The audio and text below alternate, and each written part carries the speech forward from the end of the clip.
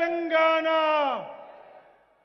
జై తెలంగాణ కేసీఆర్ గారి నాయకత్వం కేసీఆర్ గారి నాయకత్వం కేసీఆర్ గారి నాయకత్వం జై తెలంగాణ జై తెలంగాణ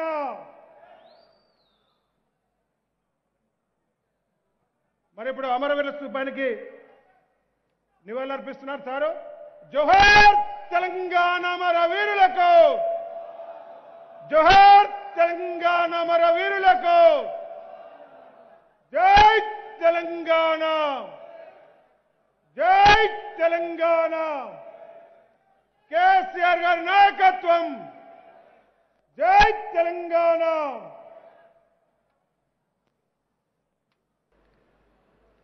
మిత్రులు చాలా మందితో కలిసి 3-4 ఏళ్ల క్రితం వారి బర్త్డే ఉంటే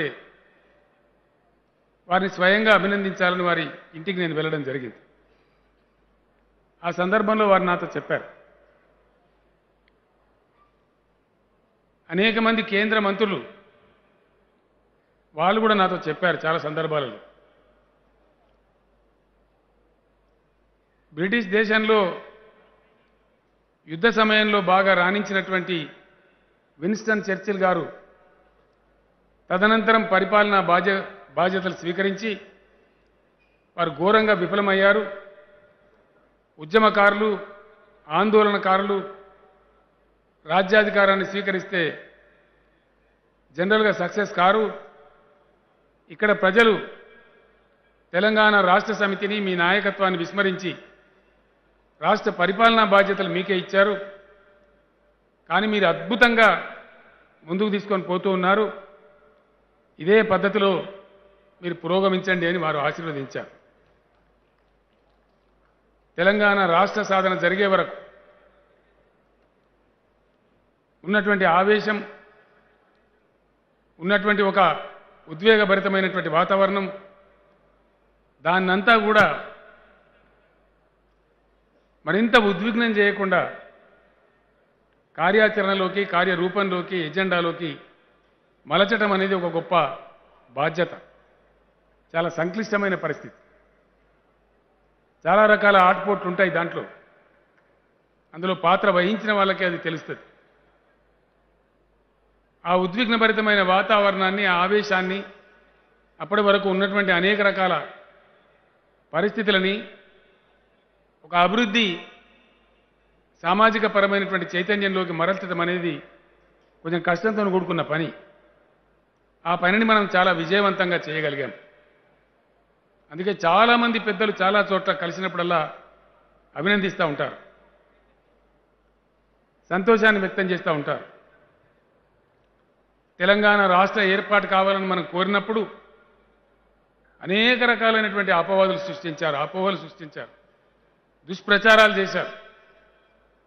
తెలంగాణ వస్తే కారు చీకటైపోద్దని, నక్సలైట్ల రాజ్యం వస్తుందని, ఇక్కడ అసలు బతకలేని పరిస్థితులు ఉంటాయని, తెలంగాణ వాళ్లకు పరిపాలన చేత కాదని, వ్యవసాయం కుంటుపడుతుందని, తెలంగాణ భూములన్నీ తరలిపోతాయి, మొత్తం అంతా ధరలు పడిపోతాయని, ఇక్కడి నుంచి పరిశ్రమలు తరలిపోతాయని నానా రకాల దుష్ప్రచారం చేశారు. కానీ జరిగింది ఏమిటి? ఈరోజు చాలా గర్వంగా మనం చెప్పే గణాంకాలు కావు, లెక్కలు మనవి కావు, భారత ప్రభుత్వ ఆర్థిక మంత్రిత్వ శాఖలో ఉండేటువంటి స్టాటిస్టికల్ డిపార్ట్మెంట్ పీరియాడికల్గా వెలువరించేటువంటి లెక్కలలోనే అనేక రంగాలలో తెలంగాణ భారతదేశంలో అగ్రగామిగా ఉంది.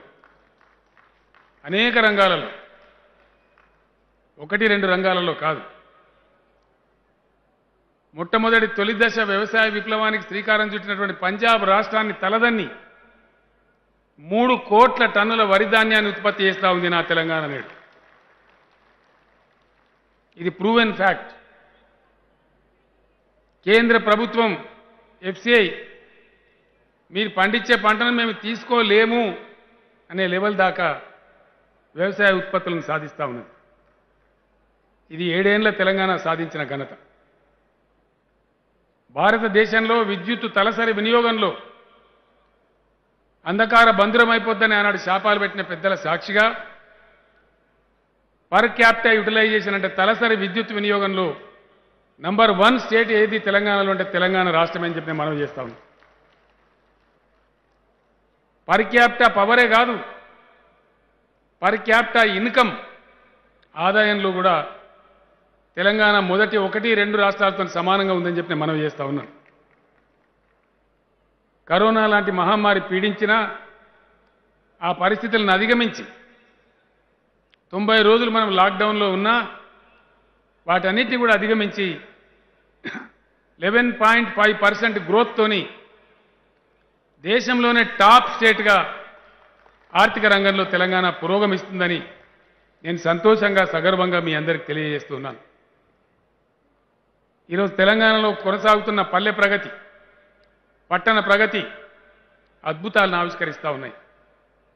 సాగునీటి రంగంలో జరిగిన విప్లవం అనతి కాలంలో, అతి తొందర సమయంలో జరిగిన విప్లవం మనం డబ్బా కొట్టుకోవాల్సిన అవసరం లేదు. అది ప్రతి పల్లెలో, ప్రతి గల్లీలో, ప్రతి ఊర్లో ప్రజల స్వానుభవంలో ఉంది అని మనం చేస్తా ఉన్నాను.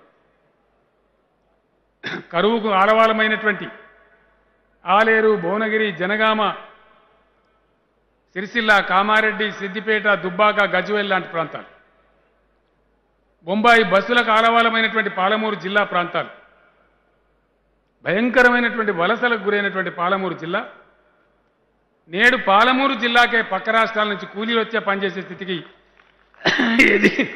ఎదిగింది అని చెప్పడానికి తెలంగాణ బిడ్డగా నేను గర్వపడుతున్నాను, మనవి చేస్తా ఉన్నా.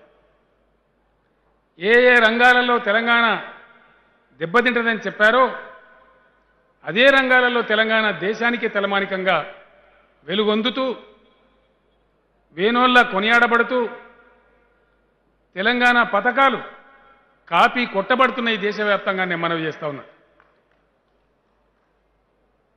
అనేక రాష్ట్రాలలో ప్రజల డిమాండ్లు చెలరేగుతూ ఉన్నాయి. మన పొరుగు రాష్ట్రం మహారాష్ట్రలో నాందేడ్ జిల్లాకు చెందినటువంటి ఒక 5 నియోజకవర్గాల వాళ్ళు తెలంగాణ ప్రభుత్వం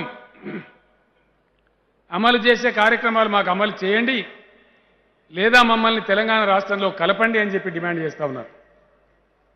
వాళ్ళందరూ హైదరాబాద్ వచ్చి నన్ను కలిశారు.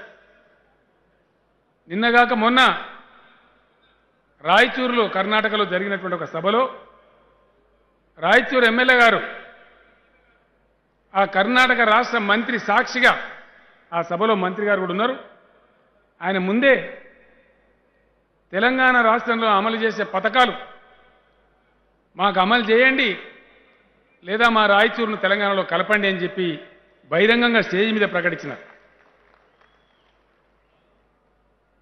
నిన్న మొన్న ఆంధ్ర ప్రాంతం నుంచి దళిత బంధు ఉద్యమాన్ని మనం చేపట్టిన తర్వాత వందల వేల విజ్ఞాపనలు ఆంధ్ర రాష్ట్రం నుంచి కూడా వస్తూ ఉన్నాయి, ప్రస్తుత ఆంధ్రప్రదేశ్ నుంచి.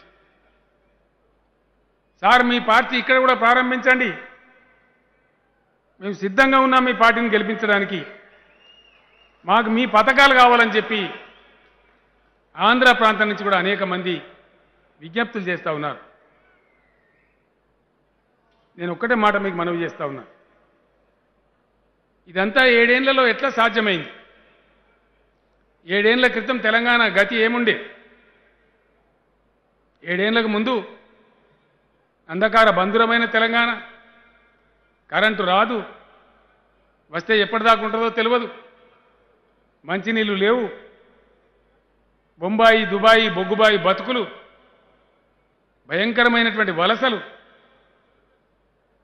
రైతుల ఆత్మహత్యలు, చేనేత కార్మికుల ఆకలి చావులు, ఆదరణ లేనటువంటి వృద్ధులు, వికలాంగుల యొక్క బ్రతుకులు, పునారిల్లి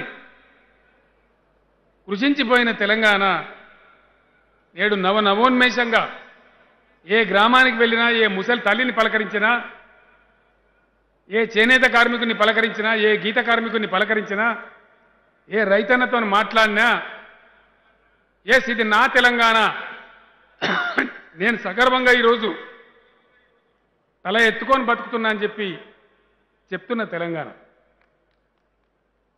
పండించిన ధాన్యాన్ని పండించడానికి తెలంగాణ రైస్ మిల్లులు సరిపోవడం లేదు.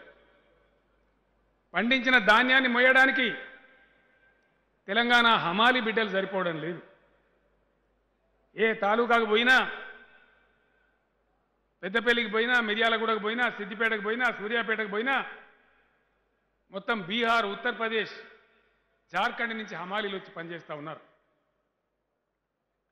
వరి నాట్లు కూడా బెంగాల్ నుంచి, ఉత్తరప్రదేశ్ రాష్ట్రం నుంచి వచ్చి కూలీలు తెలంగాణలో నాట్లేస్తూ ఉన్నారు.